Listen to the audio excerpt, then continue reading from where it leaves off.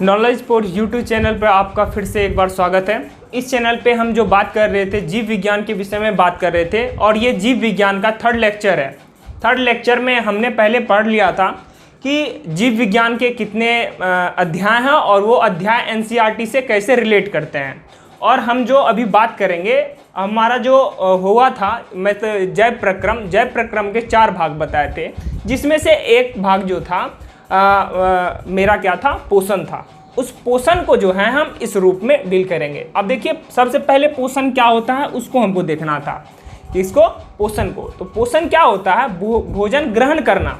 भोजन ग्रहण करना, पचे हुए भोजन का अवशोषण एवं शरीर द्वारा अनुरक्षण के लिए उसका उपयोग क्या कहलाता है, पोषण कहलाता है। सर समझे नहीं क्या होता है, मतलब भोजन ग्रहण करना, जो हम पोषण के लिए भोजन को ग्रहण करते हैं, चाहे आप साग सब्जी फल फूल जो लेते हैं उस भोजन को ग्रहण करते हैं तथा क्या करते हैं उसको, वो जो पचा हुआ भोजन क्या होता है उसका, आप ये नहीं है ना कि हम यदि किसी भोजन को लिए तो उस वही फॉर्म में रहेगा। वो क्या होता है, सड़ता है, गलता है, पचता है, वो फॉर्म लेता है। मतलब क्या, अवशोषित होता है। कहाँ अवशोषित होता है, हमारे शरीर में। अब हमारे शरीर के विभिन्न विभिन्न अंग हैं, उनके द्वारा क्या होता है, वो अवशोषित होता है। जैसे छोटियाँ आप पढ़े होंगे कि आप पढ़ेंगे भी इस बायो में, और 9th में भी आप पढ़े होंगे कि भोजन का जो होता है क्या होता है, शोषण होता है, अवशोषण होता है। मतलब अवशोषित मतलब वो शोषित होता है।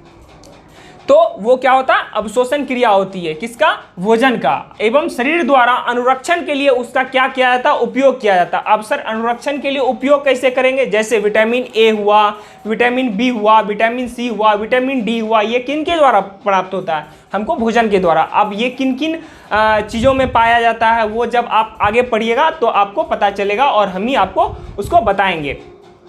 उसका उपयोग क्या कहलाता है, मेरा पोषण कहलाता है। आप समझे, मेरा क्या हुआ, भोजन ग्रहण करना, पचे हुए भोजन का अवशोषण एवं शरीर द्वारा अनुरक्षण के लिए उसका उपयोग जो होता है वो मेरा क्या कहलाता है, पोषण कहलाता है।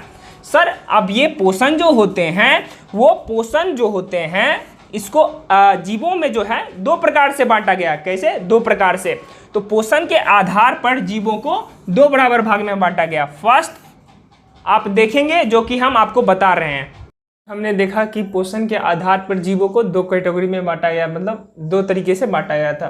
तो फर्स्ट जो था मेरा क्या था, मेरा स्वपोषी पोषण था, और दूसरा जो मेरा था विषमपोषी पोषण। तो अभी जो हम चर्चा करेंगे यहाँ स्वपोषी पोषण के विषय पर चर्चा करेंगे, जिसमें हम क्या देख रहे हैं, जैसे कि इसका फर्स्ट हम आप डेफिनेशन देखिए, ऐसा पोषण जिसमें जीव दूसरे जीवों पर निर्भर ना होकर अपना पोषण क्या करता है, स्वयं करता है। जो पॉइंट हेडलाइन कर रहे हैं उसको नोट करते हुए आप लोग भी हेडलाइन कर लीजिएगा। ऐसा पोषण जिसमें जीव दूसरे जीवों पर निर्भर ना होकर अपना पोषण स्वयं करता हो, इस प्रकार के पोषण को क्या कहेंगे, हम स्वपोषी पोषण कहेंगे। अब उदाहरण के लिए सर ऐसा कौन सा जीव है जो कि दूसरे अन्य जीवों पर निर्भर मतलब कि नहीं होता हो, तो वो सिर्फ एक हरे पौधे हैं। हरे पौधे हैं जो कि अन्य जीवों पर निर्भर नहीं होते हैं। तो सर ये जो भोजन प्राप्त करता है या अपना पोषण करता है, किस माध्यम से करता है, ये सबसे बड़ी बात है। तो ये जो भोजन को प्राप्त करता है हरे पौधे, अपना जो पोषण करता है ये किस क्रिया द्वारा करता है, ये जो प्रक्रिया होती है वो प्रकाश संश्लेषण की प्रक्रिया के द्वारा होती है। जो क्या होती है, ये प्रकाश संश्लेषण की सहायता से क्या करता है, अपने भोजन को, या बोल सकते हैं कि अपना जो पोषण करता है वो प्रकाश संश्लेषण के द्वारा करता है।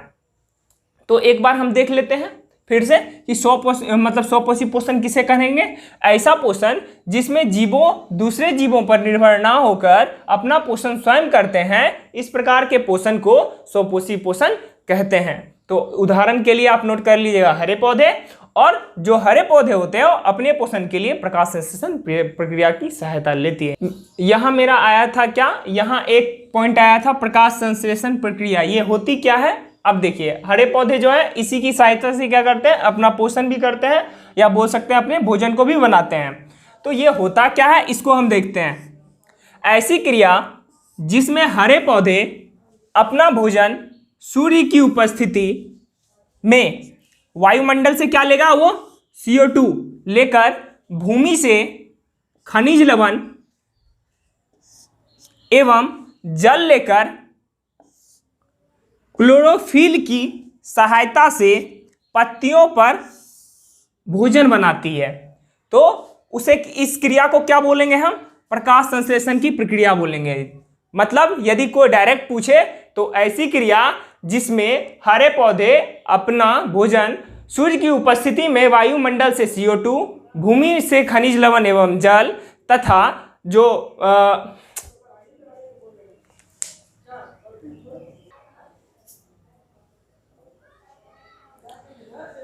तो यहां मेरा एक टॉपिक क्या आ रहा था, जो वहां आ रहा था प्रकाश संश्लेषण। यही क्रिया है जिसके द्वारा क्या करते हैं, हरे पौधे अपना भोजन बनाते हैं। तो ये देखिए, इसका आप परिभाषा यदि कोई पूछे तो किस तरीके से डिफाइन करेंगे? ऐसी क्रिया जिसमें हरे पौधे अपना भोजन सूर्य की उपस्थिति में वायुमंडल से CO2, जल की सहायता से भूमि से क्या लेगा वो, खनिज लवण एवं जल तथा क्लोरोफिल की सहायता से पत्तियों पर अपना भोजन बनाती हो, उस क्रिया को हम क्या बोलेंगे? प्रकाश संश्लेषण की प्रक्रिया बोलेंगे या प्रकाश संश्लेषण बोलेंगे।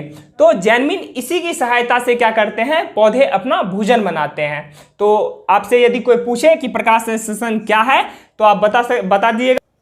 ये क्वेश्चन जो है आपके 2021 के एग्जाम में, बोर्ड एग्जाम में जो है, ये 5 नंबर का क्वेश्चन आया था, जिसमें जो था आपका कैटेगराइज था, मतलब 2 नंबर का आप परिभाषित कर दीजिए प्रकाश संश्लेषण को, और उसका चित्र पूछा था। तो चित्र में आपको जो मिलता वो सीक्वेंस होता है 2+1 का।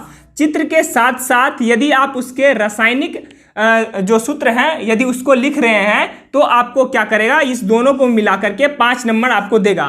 फर्स्ट 2 नंबर जो मिलेगा वो आपको डिफिनेशन पे मिलेगा, और जो आपको ये बाकी का एक्स्ट्रा 3 नंबर है वो 2 नंबर जो है आपको फिगर पे देगा और 1 नंबर रासायनिक सूत्र पे, जो कि हम आपको अगले वीडियो में बताने वाले हैं। तो इस चीज़ को जानने के लिए मेरे चैनल को सब्सक्राइब करें, शेयर करें। इसके लिए धन्यवाद।